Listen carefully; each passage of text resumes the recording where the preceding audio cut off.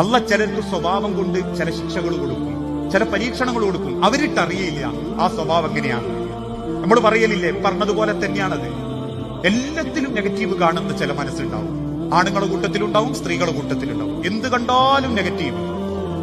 ഒരാളോട് പോലും മാന്യായിട്ട് പെരുമാറൂല. വേഗം കുത്തുവാക്ക് പറയാൻ, വേഗം തർക്കുത്തരം പറയാൻ. ഇതൊക്കെ അല്ല ചിലർക്ക് കൊടുക്കുന്നവരുടെ വൃത്തികെട്ട സ്വഭാവം. അതവർക്കുള്ള പരീക്ഷണ. ഏത് നല്ല കാര്യത്തിന്റെയും അടിയിൽ വന്നിട്ട് തോന്നിയാസേരിക്കുന്നവരെ കാണില്ല നിങ്ങള്.